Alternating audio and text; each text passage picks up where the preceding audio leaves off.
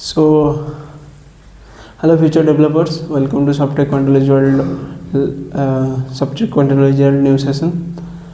इस सेशन में आज हम बात करने वाले हैं एक प्रोग्रामिंग का एक बेहतरीन जो कि बोल टाइम ट्रैवल वाला चैप्टर जिसको हम कहते हैं लूपिंग के बारे में आज हम जानने वाले हैं। तो लूपिंग बेसिकली क्या है, मतलब अगर मैं आपको एक एग्जांपल लेकर समझाता हूँ। मैं आपको अगर बोलूँ आपका नाम आप प्रोग्रामिंग में 100 बार लिखें तो आप प्रिंटफ 100 बार लिखेंगे, वही लाइन ऑफ कोड 100 बार लिखेंगे। जो भी कोई भी लैंग्वेज हो सकता है, सी हो गया, C++ हो गया, कोई भी लैंग्वेज में आप वही आपका नाम 100 बार प्रिंट करने के लिए वही लाइन ऑफ कोड लिखेंगे? नहीं करोगे। क्यों? क्योंकि हमें प्रोग्रामिंग में स्मार्ट वर्क करना पड़ता है, डोंकी वर्क नहीं। ठीक है, तो अब हम जानने वाले हैं कि लूप्स क्या है, जो कि हमारा आज का चैप्टर है लूप्स या फिर लूपिंग कंट्रोल स्टेटमेंट। वो आखिर है क्या? सो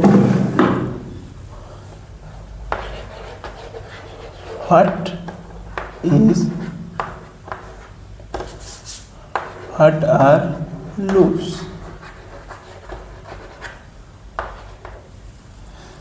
So लूप्स वर्ड आते ही हमारे दिमाग में एक वर्ड आता है, क्या है? Repeat. Loop means repeat.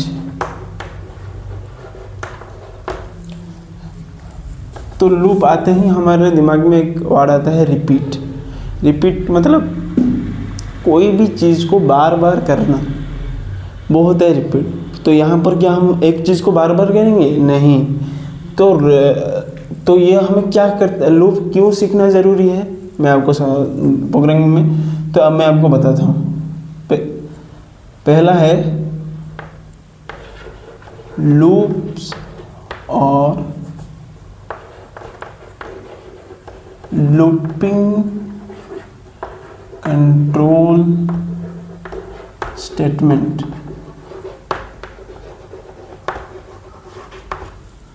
Ensure you मतलब बेसिकली लूपिंग कंट्रोल स्टेटमेंट आपको एक आश्वासन देता है कि क्या क्या वो कर सकता है।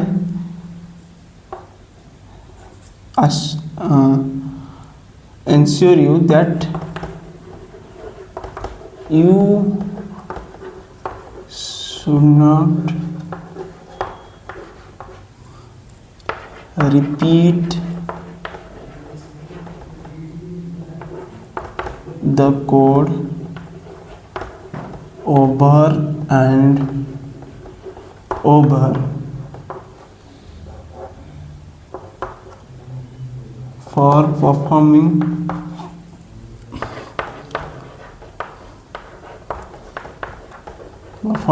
same output. So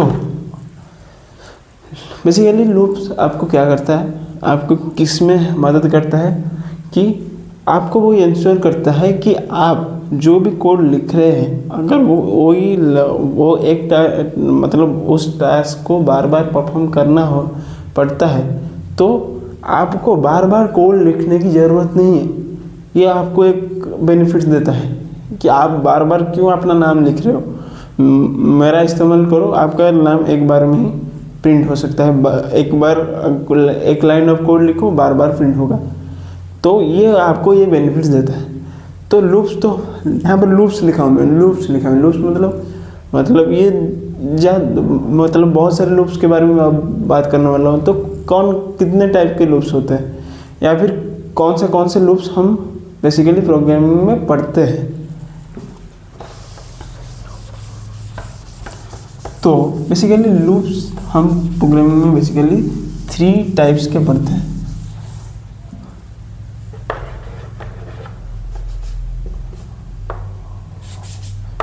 loops are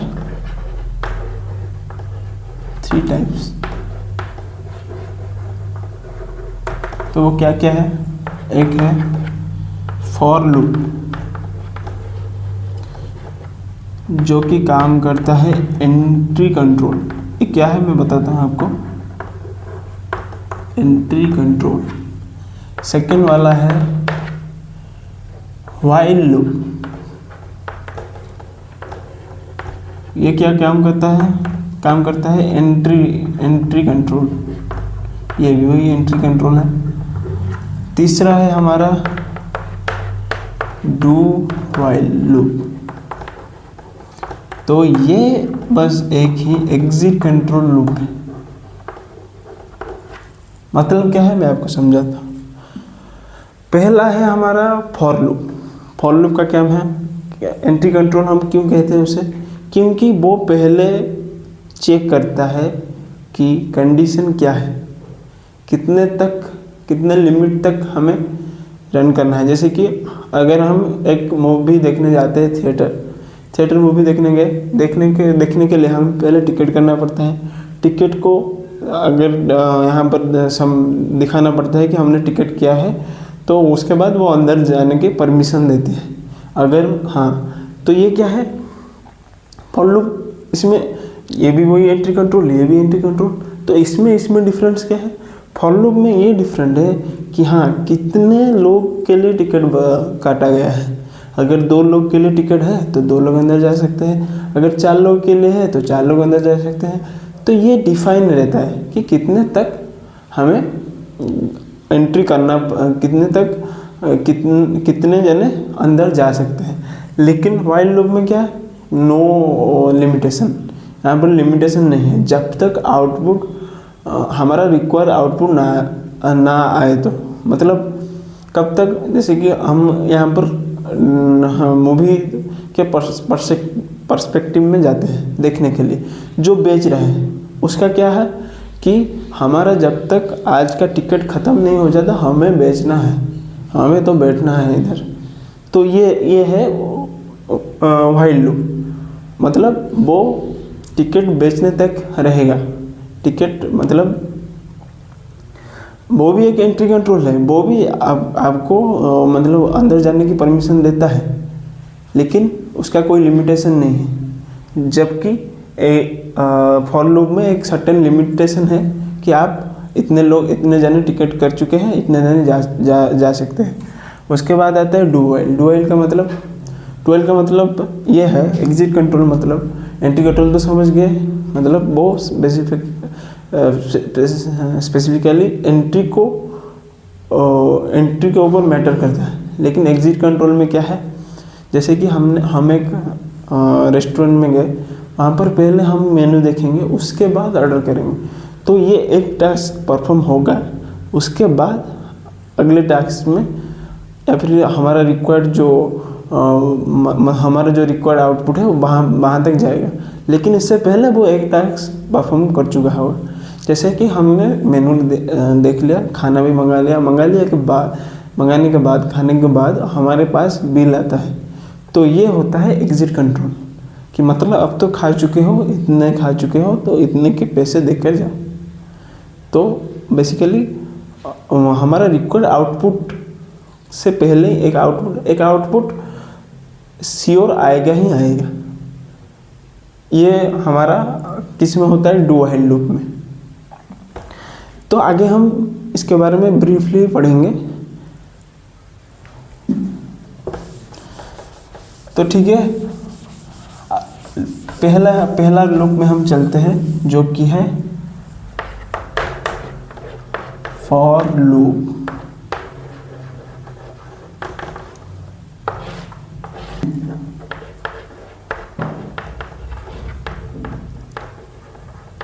initialisation condition.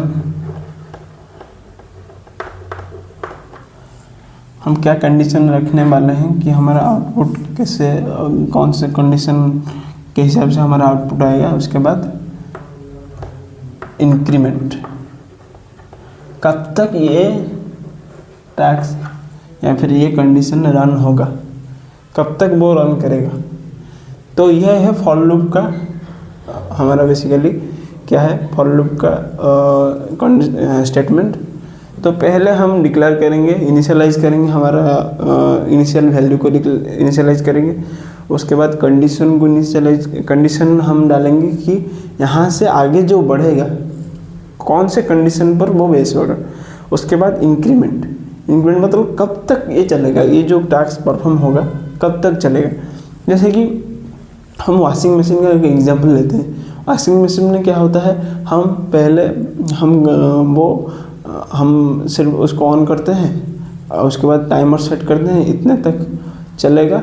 तो वही काम, जैसे कि कपड़ा धोना, कपड़े को ड्राई करना, वो एक काम लूप की तरह चलता रहता है जब तक टाइमर ख़त्म ना हो जाए। तो वैसे ही पहले हम इनिशियलाइज करेंगे, मतलब जैसे कि हमने स्टार्ट किया वॉशिंग मशीन। कंडीशन का मतलब कि हमें सिर्फ इसको वॉश करना है, कपड़े को कितने टाइम तक, इंक्रीमेंट कितने टाइम तक इसे वॉश करना है, कितने टाइम तक इसे वॉश करना है, हमारा रिक्वायर्ड टाइमिंग क्या है वो रहेगा इंक्रीमेंट। उसके बाद तो ये हो गया हमारा फॉर लूप का कंडीशनल स्टेटमेंट। तो उसके बाद हम उसका सिंटैक्स जान लेते हैं कि कौन से लैंग्वेज में उसका सिंटैक्स क्या है। बेसिकली सभी लैंग्वेज में सिंटैक्स सेम है, लेकिन उसके बाद जो प्रिंट स्टेटमेंट होगा या फिर हमारा जो भी आउटपुट स्टेटमेंट होगा वो चेंज होता है। बेसिकली हर लैंग्वेज में, हर प्रोग्रामिंग लैंग्वेज में सिंटैक्स सेम है। हमारा जो आउटपुट आने का मतलब आउटपुट कैसे आएगा वो बेसिकली डिफ़र करता है सिंटैक्स। तो उसका सिंटैक्स क्या है, for int i equals to 1, i less than equals to 5, i plus. तो इस यहाँ पर हमने डिक्लेयर किया एक वैल्यू, इंटीजर टाइप वैल्यू क्या है, उस वैल्यू क्या है 1। और उसके बाद वो कितने तक, कंडीशन कितने तक रन होगा, जब तक 5 तक नहीं पहुंच जाता, 5 तक। उसके बाद इंक्रीमेंट करेगा, मतलब 1, उसके बाद 2, उसके बाद 3, उसके बाद 4, उसके बाद 5। अगर हमने हाँ, उसके बाद वो प्रिंट नहीं करेगा, वो वैल्यू प्रिंट नहीं करेगा, ठीक है। तो ये हमारा है फॉर लूप का स्टेटमेंट, ठीक है। तो यहाँ पर आगे जो प्रिंट स्टेटमेंट होगा जिससे कि हम हमारा रिक्वायर्ड आउटपुट जान पाएंगे, वो अलग अलग है, अलग अलग प्रोग्रामिंग में। तो क्या है, पहले हम जान लेते हैं सी या फिर सी में क्या है, प्रिंट फंक्शन, उसके बाद printf percentage slash n 1 i। तो ये हो गया हमारा सी में। उसके बाद सी प्लस प्लस में क्या है, सी आउट i एंड l, मतलब बेसिकली लाइन को एंड करना होता है, एंड l।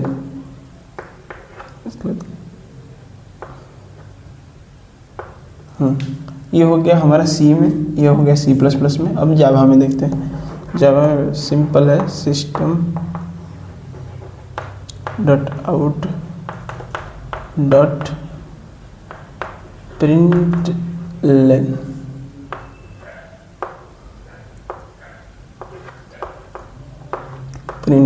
आई, मतलब बेसिकली वो ये जो हमने आई का वैल्यू इनिशियलाइज किया 1 पे और कंडीशन दे दिया कि आई का वैल्यू इंक्रीमेंट होता रहेगा कब तक, जब तक 5 नहीं आ जाता। वो उसके बाद 5 आ जाने के बाद वो इंक्रीमेंट बंद हो जाएगा, वहीं पर लूप ख़त्म, लूप का एंड हो जाएगा। तो अगर हमें एक एक वैल्यू को प्रिंट करना होता है तो यहाँ पर हम लिखते हैं प्रिंटफ, पहले उसको इनिशियलाइज करते हैं, बार बार कोड को लिखना पड़ता है। फॉर लूप की मदद से हमें वही टास्क सिर्फ एक लाइन ऑफ कोड में परफॉर्म हो गया। तो ये बेनिफिट एक बेनिफिट है जो कि हमें लूप से मिलती है।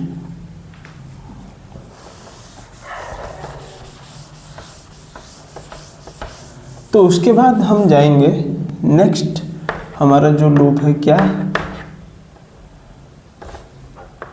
While loop. व्हाइल लूप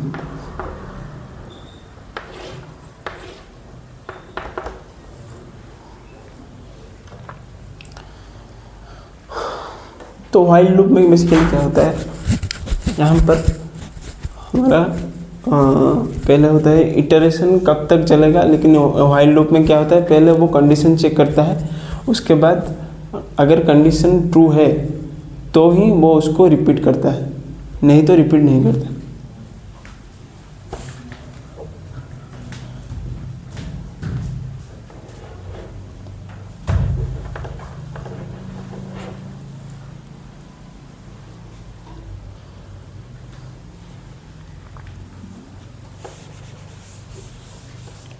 तो व्हाइल लूप बेसिकली हम यहाँ पर यूज़ करते हैं जहाँ पर कि हमें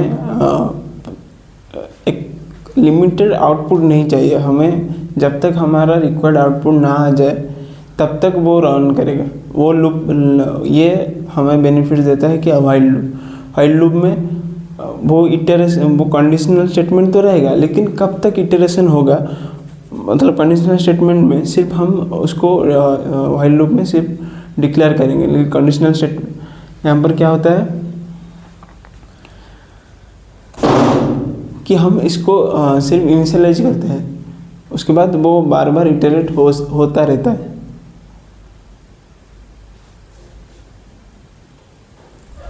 तो व्हाइल लूप बेसिकली ये कहता है कि अगर हम तुम्हारा कंडीशन सही है तो ही रन होगा, नहीं तो एक बार भी रन नहीं होगा। बेसिकली हम जैसे कि आपको एक एग्जांपल देके समझाता हूँ।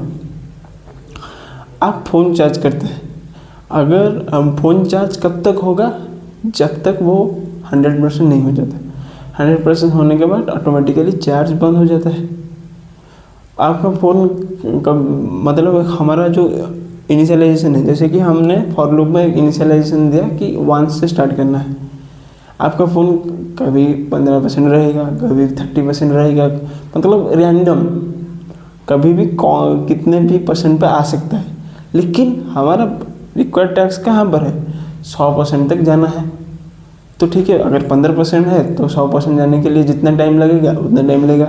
अगर 70% है, 70% से 100% जाने के लिए जितना टाइम लगेगा वो 15 से अगर 100 तक जाने के लिए जितना टाइम लगेगा, या 70 से 70 से 70 से 100 तक जाने के लिए उतना टाइम थोड़ी ना लगेगा, उससे कम टाइम लगेगा। तो ये होता है व्हाइल लूप। व्हाइल लूप में क्या होता है बेसिकली कि हमें हमारा इनिशियलाइजेशन, मतलब ये इटरेशन बार बार होता है जब तक हमारा रिक्वायर्ड आउटपुट नहीं आ जाता। अगर कंडीशन पहले से ही, अगर आपका फ़ोन पहले से ही 100% चार्ज है तो क्यों वो दोबारा चार्ज लेगा, पहले से ही तो कंडीशन फॉल्स है ना, कंडीशन 100% हो चुका है, क्यों फिर दोबारा वो चार्जिंग पे लेगा। तो ये होता है व्हाइल लूप का काम। तो उसका हम सिंटैक्स जान लेते हैं। सिंटैक्स क्या है, पहले हमें एक इनिशियलाइज करना पड़ेगा int num, उसके बाद scanf। इसके लिए यहाँ पर मैं C से लिख रहा हूँ, scanf %d। इससे क्या होता है, हम ये जो वैल्यू है उसको स्टोर कर रहे हैं, %num। उसके बाद कंडीशन देंगे हमारा लूपिंग का condition, while num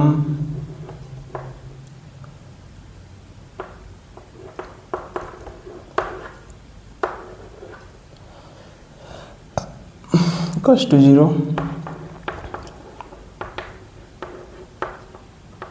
printf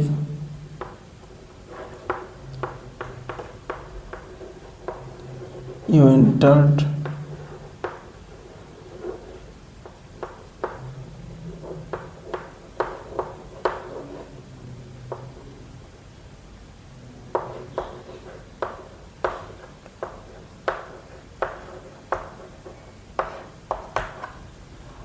scan f, अगर ये कंडीशन ट्रू होगा तो वो प्रिंट स्टेटमेंट प्रिंट करेगा और फिर से वो वही वैल्यू स्टोर करेगा।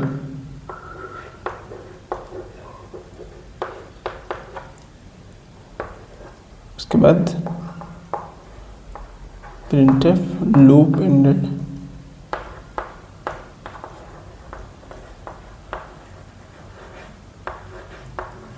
ये कब लिखेगा? तो बेसिकली यहाँ पर क्या होगा, तो यहाँ पर हम एक नंबर इनिशियलाइज करेंगे जिससे कि अगर वो कब तक हमारा लूप चलेगा जब तक वो नंबर 0 तक नहीं आ जाता। तो अगर हम 1 डालेंगे तो वो प्रिंट करेगा 1, अगर हम 2 डालेंगे तो वो प्रिंट करेगा 2, अगर हम 0 डालेंगे तो हो गया, लूप ख़त्म हो गया, क्योंकि हमारा रिक्वायर्ड आउटपुट आ गया 0। तो वहाँ पर लूप एंडेड लिखा आएगा, लूप एंडेड 0। हमारा रिक्वायर्ड वैल्यू कितना था? 0 तक हमें आना था, यहाँ पर 0 आ गया, हमने इनपुट दे दिया 0 आ गया, मतलब लूप ख़त्म। वो ऐसे ही हमारा रिकॉर्ड आउटपुट ना आने तक वो बार बार रन होगा, लेकिन कितने टाइम वो डिपेंड करता है हमारे ऊपर। वो डिपेंड करता है कि वो कितने टाइम कितने टाइम तक चलेगा वो हमें नहीं पता। जब तक उसका रिक्वायर्ड आउटपुट ना आ जाता वो चलता ही रहेगा। अगर रिक्वायर्ड आउटपुट आ गया तो वो उसके बाद स्टॉप हो जाएगा, अगर नहीं आया तो वो बार बार वो रिपीट करता रहेगा अपने आप को। तो ये हो गया व्हाइल लूप। उसके बाद हम जानेंगे डू व्हाइल लूप।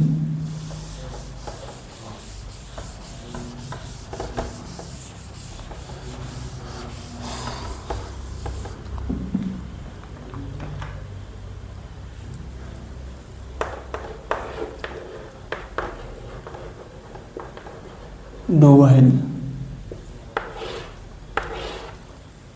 तो डू व्हाइल लूप में क्या होता है बेसिकली, ये एक लूपिंग, ये बार बार इटरेशन तो करता है, लेकिन अगर कंडीशन रॉन्ग भी हुआ तब भी वो एक बार आउटपुट निकालेगा। ये एक मतलब ये है, ये बेसिकली एग्जिट कंट्रोल है। मैंने जैसे बोला कि बाकी दोनों हमने पढ़ा एंट्री कंट्रोल, लेकिन यहाँ पर यह है एग्जिट कंट्रोल। आप मतलब एक आउटपुट निकालने के, अगर कंडीशन रॉन्ग भी हुआ तो एक आउटपुट वो निकाल के ही रहेगा। अगर हमें रेस्टोरेंट गए, मेन्यू देखा, लेकिन हमने खाना नहीं मंगाया, लेकिन क्या हुआ, एक आउटपुट आएगा, क्या, हमने मेन्यू देखा, ये होगा आउटपुट। लेकिन एंट्री कंट्रोल में क्या होता है, उसके ऑपोजिट एंट्री कंट्रोल में क्या होता है, हमें जाकर मूवी देखना है तो टिकट काटना पड़ेगा, टिकट काट के ही अंदर जाना पड़ेगा। एंट्री कंट्रोल हम पहले, अगर हम कहीं पर खाने के लिए जाते हैं, पहले खाना खाते हैं, उसके बाद बिल पेमेंट करते हैं, वो होता है एग्जिट कंट्रोल। लेकिन अगर हम मूवी देखने जाएंगे, पहले हमें टिकट काटना पड़ेगा, उसके बाद देखने जाना पड़ेगा। तो डू व्हाइल स्टेटमेंट बेसिकली ये आश्योर करता है, आपका कंडीशन अगर रॉन्ग है तो कोई बात नहीं, एक आउटपुट तो जरूर आएगा। तो ये बेसिकली दो लूप्स को कंबाइन करके मतलब यहाँ पर हम व्हाइल लूप का ही यूज़ करेंगे, और डू मतलब पहले टास्क परफॉर्म करेगा, उसके बाद व्हाइल कंडीशन पे आएगा। कंडीशन अगर ट्रू है तो वो आगे बढ़ेगा, कंडीशन फॉल्स है तो वहीं पर लूप एंड। तो उसका सिंटैक्स हम जान देते हैं। सिंटैक्स क्या है, इंट i इक्वल्स टू 1, उसके बाद परफॉर्म करेगा, एक आउटपुट परफॉर्म करेगा, क्या, printf %d slash n i, उसके बाद आई प्लस प्लस, तो उसके बाद आएगा while i less than equals to 5। तो ये हो गया हमारा पहले वो परफॉर्म करेगा, उसके बाद कंडीशन चेक करेगा। अगर हाँ तो उसका आउटपुट क्या आएगा, ये सिंटैक्स सभी में सेम है, लेकिन जो हमारा यहाँ पर प्रिंटफ का सिंटैक्स मतलब ये हमने इसको किस में लिखा, सी में। आप अगर चाहते हैं तो उसको किस में लिख सकते हैं, सी प्लस प्लस में, जावा में। सिर्फ सिंटैक्स चेंज रहेगा और कुछ नहीं, कंडीशन सेम, लूप सेम, सब कुछ सेम है। सिर्फ जो प्रिंटिंग का स्टेटमेंट है या प्रिंट का स्टेटमेंट है, प्रिंट का सिंटैक्स है, वो चेंज रहेगा। तो इसका आउटपुट क्या आएगा, हमने क्या डाला, आई लेस देन इक्वल्स टू 5। मतलब वो कब तक चेक करेगा, जब तक हमें 5 तक नहीं पहुंच जाते, 5 तक नहीं पहुंच जाते, तब तक वो लूप चलता रहेगा। अगर हमने 6 डाला तब भी वो 6 प्रिंट करेगा, लेकिन उसके बाद वो कुछ नहीं प्रिंट करेगा। यहाँ पर लूप एंड हो गया, हमारा एक आउटपुट मिल गया, हमें एक आउटपुट देगा, एक आउटपुट वो ज़रूर देगा, लेकिन उसके बाद लूप एंड हो जाएगा, क्योंकि हमारा जो कंडीशन है उसको ट्रू वो सेटिस्फाई नहीं करता। अगर यहाँ पर हमने 1 प्रिंट किया, हाँ, तो इसके बाद क्या है, हाँ, तो यहाँ पर हमने 1 प्रिंट किया, तो उसके बाद 2 3 4 वो 5 तक चलेगा। इसके बाद क्या होगा, उसके बाद लूप एंड हो जाएगा, उसके बाद लूप नहीं चलेगा, वो सिर्फ 5 तक ही इटरेट करेगा या फिर रिपीट करेगा, उसके बाद लूप ख़त्म। तो डू व्हाइल बेसिकली क्या होता है, हमें सिर्फ अगर हमारा कंडीशन ट्रू है तो भी आउटपुट हमारा इटरेट करेगा, अगर कंडीशन फॉल्स है तब भी वो एक आउटपुट शो करेगा ही करेगा। समझ गए? तो उसके बाद हम आते हैं कंट्रोल स्टेटमेंट। हाँ, यहाँ पर हम आते हैं, अगर हमें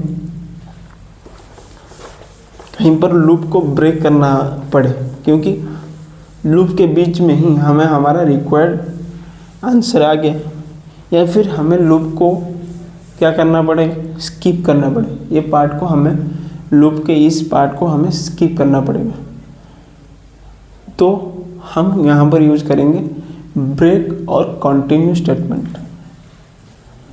ब्रेक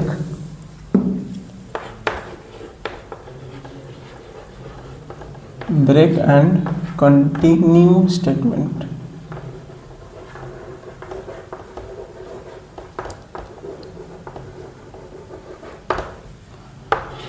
अब हम यहाँ पर यूज करने वाले हैं ब्रेक और कंटिन्यू स्टेटमेंट। तो ब्रेक स्टेटमेंट क्या है, तो ब्रेक बोलते हैं, आपको समझ आगे होगा कि ब्रेक मतलब हमें लूप को वहीं पर एंड करना है या वहीं पर ब्रेक करना है, तो यहाँ पर हम ब्रेक स्टेटमेंट का यूज़ करेंगे। उसके बाद हमारा है कंटिन्यू स्टेटमेंट। कंटिन्यू स्टेटमेंट क्या है कि उसके बाद ये पार्ट को हमें क्या करना है, स्किप करना है। हम ब्रेक एंड कंटिन्यू दोनों ही इस्तेमाल कर सकते हैं। उसके ब्रेक करने के बाद हमें इस पार्ट से स्टार्ट करना है या फिर यहाँ से स्टार्ट करना है, तो यहाँ पर हम कंटिन्यू स्टेटमेंट यूज़ करके हम दोबारा लूप को स्टार्ट कर सकते हैं। तो उसका एक एग्जांपल देखते हैं।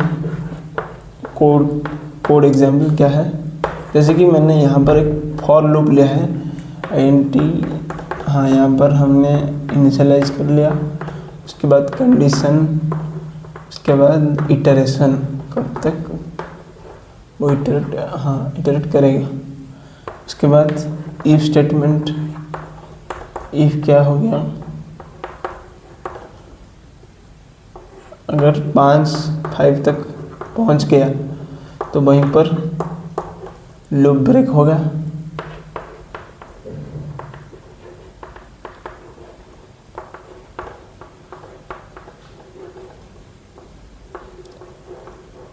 और उतने तक ही वो प्रिंट करेगा। तो हमारा आउटपुट क्या होगा,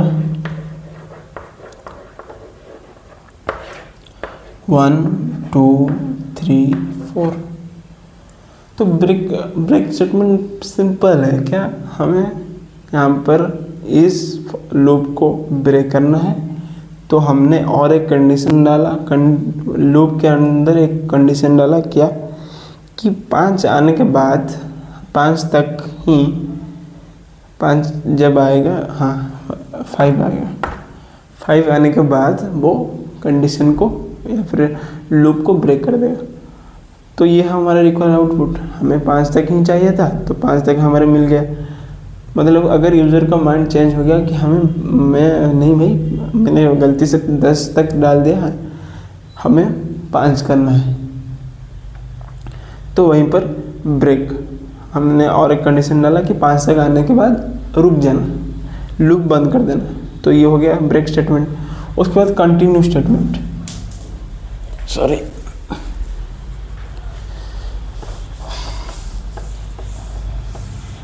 उसके बाद आ गया कंटिन्यू स्टेटमेंट।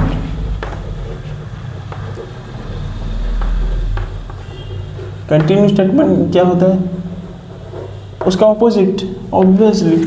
ब्रेक स्टेटमेंट अगर ब्रेक करने के लिए हम यूज करते हैं, कंटिन्यू स्टेटमेंट मतलब लूप को फिर से स्टार्ट करने के लिए कंटिन्यू स्टेटमेंट यूज करते हैं।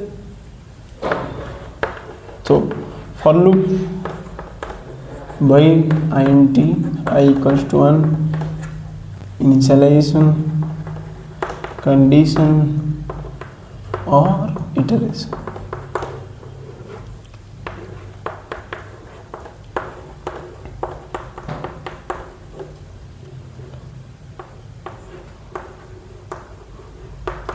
तो यहाँ पर हमने कंडीशन क्या डाला कि आपको मतलब कंडीशन क्या डाला, लूप के अंदर अगर जब 3 आएगा उसको स्किप करना है,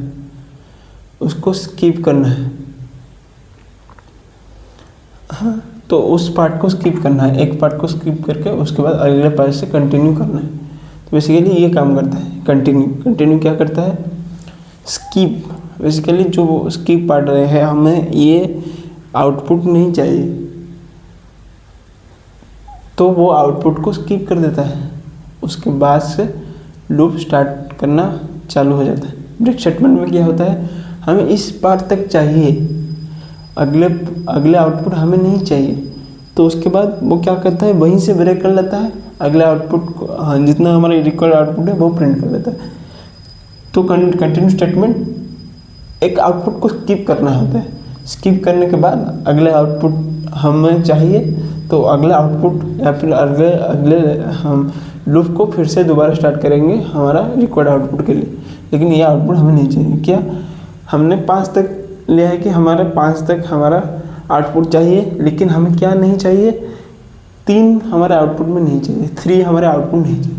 तो वो क्या करेगा, जब 3 आएगा तो उसको वो स्किप कर लेगा, प्रिंट नहीं करेगा, वहाँ पर लूप ब्रेक होगा, फिर कंटिन्यू करेगा। कहाँ से, 4 से। तो हमारा आउटपुट क्या आएगा, प्रिंट स्टेटमेंट लिख देता हूँ, printf %d i आउटपुट क्या है, 1 2 3 नहीं है, 1 2 4 5। तो ठीक है, जैसे कि मैं आपको एग्जांपल देता हूँ। अगर समझो आपका मतलब आपका और आपको एक शेड्यूल दिया गया है कि यहाँ इतने से इतने तक ये करना है, इतने से इतने तक ये करना है, इतने से इतने तक ये करना है। आपको आपका एक स्पेसिफिक टास्क क्या हो गया, डिले स्पेसिफिक टास्क वो आज नहीं, अगर एक टीम मीटिंग करना है लेकिन टीम मीटिंग शेड्यूल हो गया कल तक, तो उसके बीच का जो टाइम है तो उसको आप क्या करेंगे, स्किप करेंगे। स्किप हम कैसे करते हैं बेसिकली, नेटफ्लिक्स देख के, OTTs देख के। वैसे ही वो टाइम को, उस पार्ट को हमने स्किप कर दिया, हमारा दिन का ये आउटपुट नहीं रहेगा, ये हमारा मतलब इस पार्ट को हम स्किप करेंगे। तो वैसे ही वो 3 को नेगलेक्ट कर देता है। 3 को ही यहाँ पर हमने 3 को ही नेगलेक्ट कर लिया, 3 को ही इग्नोर कर लिया, क्योंकि हमें वो 3 नहीं चाहिए। तो इसलिए वो प्रिंट किया क्या, 1 2 4 5। समझ में आ गया। ब्रेक और कंटिन्यू स्टेटमेंट में फ़र्क क्या है। ब्रेक स्टेटमेंट टोटली ब्रेक कर देता है, कंटिन्यू स्टेटमेंट एक स्पेसिफिक आउटपुट को या फिर स्पेसिफिक हमें जो स्पेसिफिक आउटपुट को स्किप करता है। स्किप करने के बाद फिर से लूप को स्टार्ट करता है, स्किप करता है, स्टार्ट करता है, स्किप करता है, स्टार्ट करता है। लेकिन ब्रेक स्टेटमेंट एकदम बंद होता, बंद हो गया, तबीयत खराब हो गई तो आज का पूरा का दिन शेड्यूल बंद, सिर्फ रेस्ट लेना। तो वहाँ तक जो काम हुआ तो हो गया, उसके बाद बंद। तो ब्रेक स्टेटमेंट ये काम करता है, कंटिन्यू स्टेटमेंट ये काम करता है। ब्रेक स्टेटमेंट ब्रेक करता है, कंटिन्यू स्टेटमेंट एक चीज़ को स्किप करता है, एक आउटपुट को स्किप करता है। समझ में आ गया।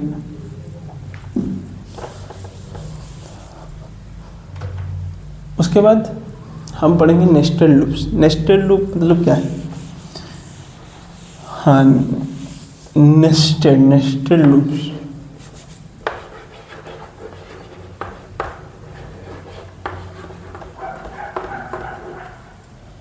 नेस्टेड लूप्स क्या है। नेस्टेड का मतलब आप क्या जानते हैं कि जैसे कि नेस्ट में आपको बोलते हैं नेस्ट का मतलब बार्ड्स का जो घोंसला होता है, मतलब जहाँ पर वो रहते हैं नेस्ट, वो क्या होता है, एक डंडे के ऊपर एक डंडा, एक डंडे के ऊपर एक डंडा, ऐसे क्रॉस होके रहता है। एक के अंदर एक लेयर के अंदर और एक लेयर, एक लेयर के अंदर और एक लेयर। वैसे ही हमारा नेस्टेड लूप्स का मतलब एक लूप के अंदर और एक लूप, एक उसके अंदर और एक लूप। वैसे ही नेस्टेड लूप्स मतलब एक लूप के अंदर 3-4 लूप रहना, ज़्यादा भी हो सकता है। वैसे वो है नेस्टेड लूप्स। उसका एक मैं एग्जांपल लेता हूँ, जैसे कि for int i = 1, i <= 4, i ++। उसके बाद हाँ, ये हो गया, ये फॉर लूप आ गया। फिर से हमने फॉर लूप के अंदर और एक फॉर लूप डाला, लूप के अंदर लूप।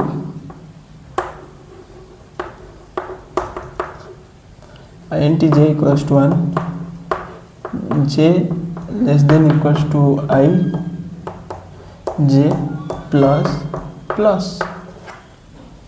उसके बाद प्रिंट स्टेटमेंट है क्या, हम स्टार प्रिंट करना चाहते हैं।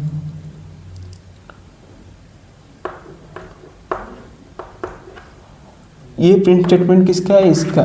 उसके बाद ये फॉर लूप, ये लूप हो गया, लूप क्लोज मतलब लूप यहाँ पर ख़त्म, ये हमारा कंडीशन यहाँ पर ख़त्म। उसके बाद इसका प्रिंट स्टेटमेंट हम लिखेंगे,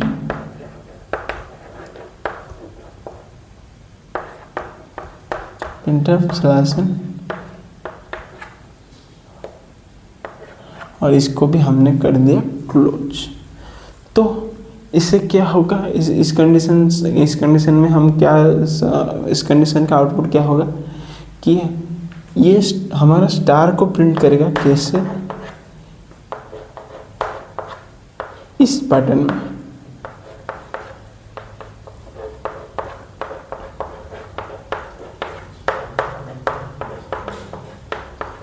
इस पैटर्न में हमारा स्टार को वो प्रिंट करना। क्यों, हमने पहले ये डिक्लेयर किया, हमने इनिशियलाइज किया 1 को, 1 कब तक चलेगा 4। यहाँ पर हमने डिक्लेयर किया एक कॉलम को और एक और रो को। बेसिकली कॉलम रो ही तो है, ये एक कॉलम, ये एक कॉलम, ये एक रो, ये दूसरा रो, ये तीसरा रो, ये चौथा रो। तो एक कॉलम 4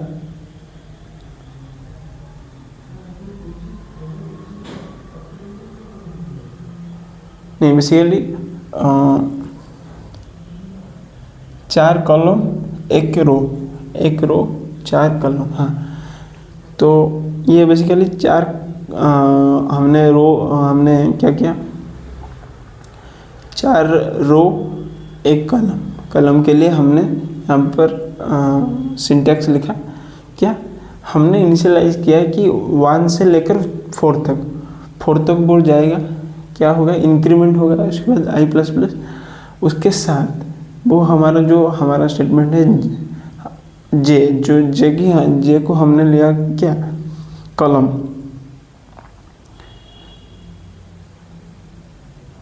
जे को लिया कि हम कॉलम लेने से क्या होगा, अगर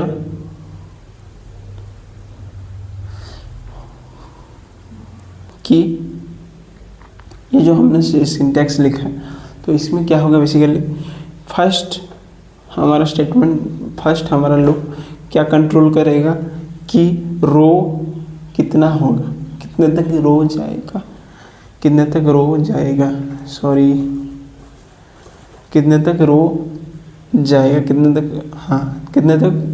4 तक, 4 लाइन ऑफ रो, 1 2 3 4 जाएगा।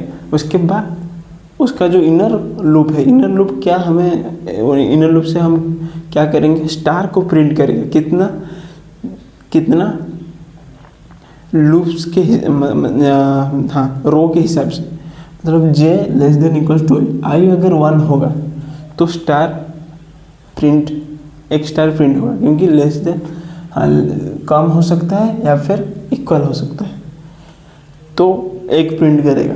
उसके बाद सेकंड रो में 2 प्रिंट करेगा, क्योंकि हमारा आई कितना होगा, आई का वैल्यू कितना हो जाएगा, यहाँ पर 1 है तो 1 स्टार, यहाँ पर 2 है तो 2 स्टार, यहाँ पर 3 है तो 3 स्टार, यहाँ पर 4 है तो 4 स्टार। 4 रो में आकर वो 4 स्टार प्रिंट करेंगे। तो इसके बाद लूप एंड हो जाएगा। समझ में आ गया? लूप के अंदर लूप, जैसे कि मैं आपको एग्जांपल देता हूँ। हमारा घड़ी होता है, घड़ी में क्या होता है, एक मिनट की कड़ी होती है, उसके बाद एक सेकंड की कड़ी होते हैं। तो क्या, मिनट की कड़ी, सेकंड की कड़ी, एक आवर की कड़ी होती है। तो मिनट का कड़ी अगर एक बार घूमता है तो आवर का कड़ी एक बार, मिनट की कड़ी अगर एक राउंड घूमता है तो आवर की कड़ी थोड़ा आगे जाता है। ऐसे करके अगर वो 60 बार चक्कर मतलब 60 तक पहुंच गया तो 1 घंटा हो जाता है। वैसे ही मतलब एक कंडीशन है, अगर मिनट 60 तक पहुंच जाएगा, मिनट अगर 60 तक पहुंच जाएगा तो 1 घंटा होगा।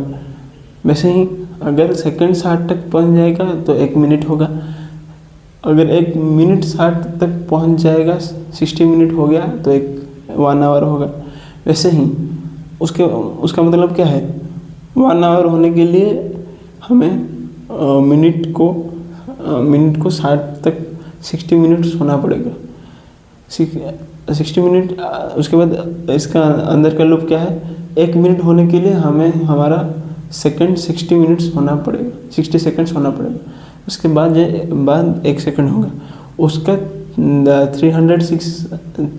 3600 सेकंड होगा तो उसका 60 मिनट होगा। उसका 60 मिनट होगा तो 1 घंटा होगा। मतलब ये डिपेंड करता है इस वाले लूप में। ये लूप जितने तक चलेगा, ये लूप हमने कहाँ तक दिया है, 4 स्टेप वो चलेगा। तो वो भी उतना ही प्रिंट करेगा, चारों स्टेप तक प्रिंट करेगा, लेकिन क्या करेगा, उसका वैल्यू जितना है, इसका वैल्यू 1 है तो ये पहले 1 प्रिंट करेगा, उसके बाद 2 प्रिंट करेगा, उसके बाद 3 प्रिंट करेगा। कब तक करेगा? जब तक आई का वैल्यू 4 नहीं हो जाता, क्योंकि यहाँ पर हमने एक कंडीशन लिखा क्या कि वो जे का मतलब हमारा जो स्टार है वो कब तक प्रिंट होगा, जब तक आई 4 तक नहीं पहुँच जाता, तब तक वो प्रिंट होता रहेगा। पहला रो में हमारा एक स्टार प्रिंट होगा, क्योंकि हमारा इनिशियल जे के वैल्यू कितना है 1, तो एक स्टार प्रिंट होगा। उसके बाद सेकंड रो में इसका वैल्यू चेंज होगा अकॉर्डिंग टू दिस कंडीशन, इसका वैल्यू चेंज होगा, 2 स्टार आ जाएगा। उसके बाद अकॉर्डिंग टू कंडीशन 3 स्टार आ जाएगा, उसके बाद 4 स्टार और लूप एंडेड। ये हो गया नेस्टेड लूप का हमने कॉन्सेप्ट जान लिया बेसिकली। उसके बाद हम जानेंगे कि हम लूप में हमारा कॉमन मिस्टेक्स क्या है, मतलब बेसिकली जो बिगिनर्स हैं वो क्या पहले बार में मिस्टेक करते हैं, कौन सा गलती होता है उनसे।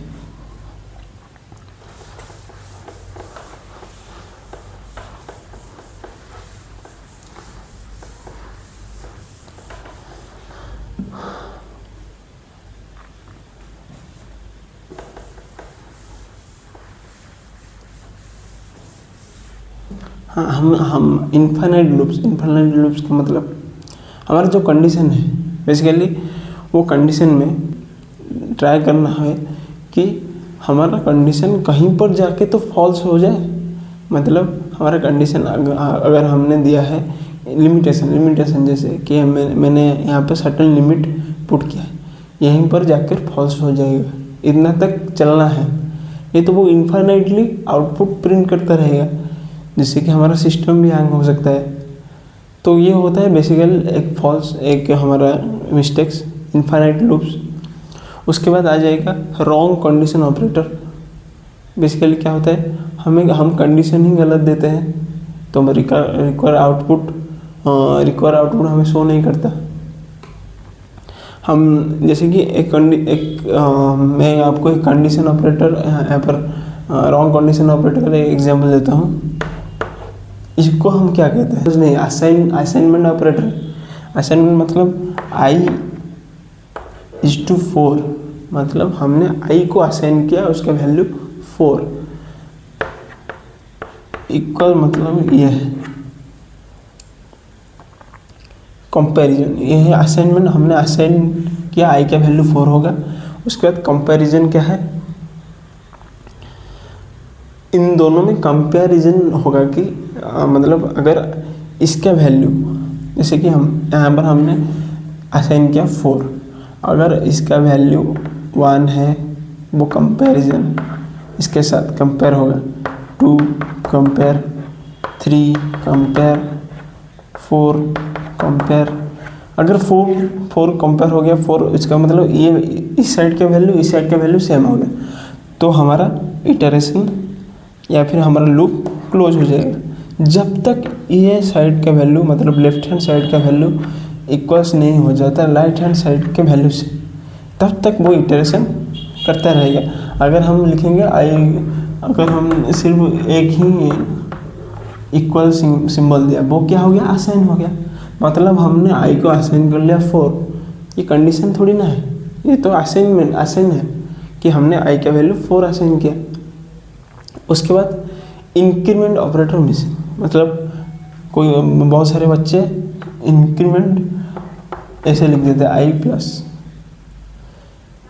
जिससे कि ये स्टेटमेंट हो जाता है, ये टोटल लूप ही फॉल्स हो जाता है, वो कुछ आउटपुट ही नहीं शो करता, वो रन ही नहीं करता। तो ये है एक मिस्टेक। और उसके बाद है हमारा क्या, जो है हमारा greater than equals to less than equals to operator. क्या है ग्रेटर देन इक्वल्स टू, यह ग्रेटर देन इक्वल्स टू, मतलब ग्रेटर, हाँ सर, लेस देन, यह लेस देन इक्वल्स टू, मतलब लेस मतलब हमारा वैल्यू इससे लेस तक प्रिंट करेगा, उसके बाद नहीं प्रिंट करेगा। लेस देन इक्वल्स टू का मतलब क्या है, हमारा वैल्यू इससे लेस भी प्रिंट कर सकता है, वही ये सेम वैल्यू भी प्रिंट कर सकता है। मतलब बेसिकली वो चाहे तो 3 तक प्रिंट, 3 तक प्रिंट कर सकता है या फिर 4 तक प्रिंट कर सकता है। लेकिन यहाँ पर स्ट्रिक्टली बोला गया है कि 4 मतलब 3 तक ही प्रिंट करना है। लेकिन यहाँ पर हम 4 तक प्रिंट कर सकते हैं, क्योंकि हमारा वैल्यू क्या होगा, लेस होगा या फिर 4 होगा। समझ गए? हमारा जो कंडीशन अगर होगा वो या तो जैसे कि मैं एक एग्जांपल देता हूँ फॉर लूप में। फॉर में हमने एक इनिशियलाइज किया i1 int i equals to 1, उसके बाद 2n plus 1 less than equals to 2y plus 1 less than equals to 4, उसके बाद i प्लस ये हो गया हमारा इटरेशन। हम इटरेशन का इनिशियलाइजेशन हो गया, मतलब पहले 1 को कंडीशन में रखेगा। कंडीशन में वैल्यू क्या है, i के जगह, i के बदले में वो वैल्यू रखेगा 1, 2 मल्टीप्लाई 1 प्लस 1, तो ये कितना हो गया 2 प्लस 1, ये हो गया 3 प्रिंट करेगा, कोई प्रॉब्लम नहीं। उसके बाद हम प्रिंट करेंगे 2 मल्टीप्लाई 2, हमारा वैल्यू इंक्रीमेंट हो रहा है ना, मतलब 2 आएगा, एक के बाद 2 आएगा, तो इंक्रीमेंट हो रहा है 2 इंटू 2 प्लस 1, तो ये क्या है 2 इंटू 2 4 प्लस 1, ये आ गया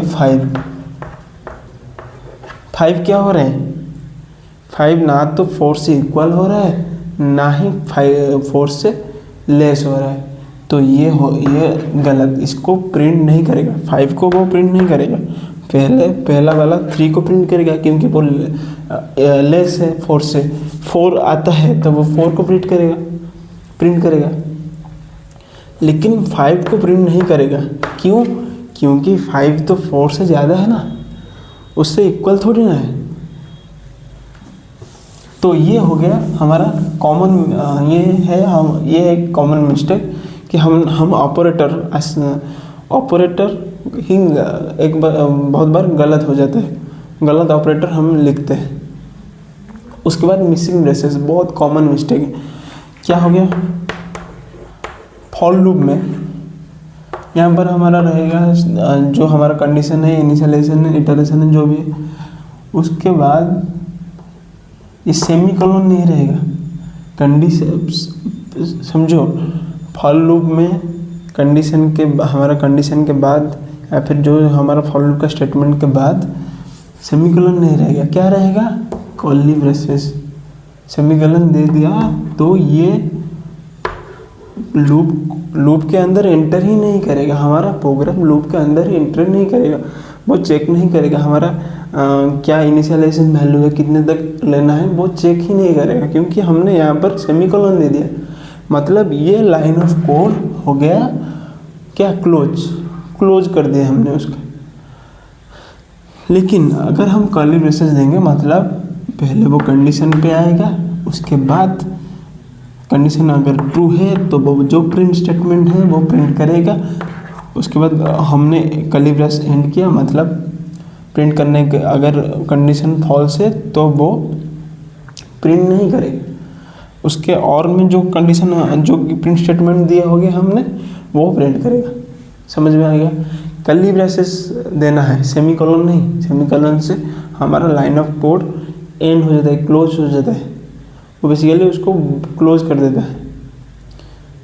तो ये होता है, ये रहता है कॉमन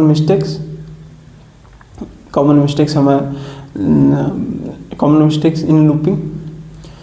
तो अगर आपको इस सेशन अच्छा लगे तो सॉफ्टवेयर क्वांटोलॉजी को सब्सक्राइब करिए, लाइक करिए, शेयर करिए, कमेंट कीजिए और stay tuned, stay updated. Thank you.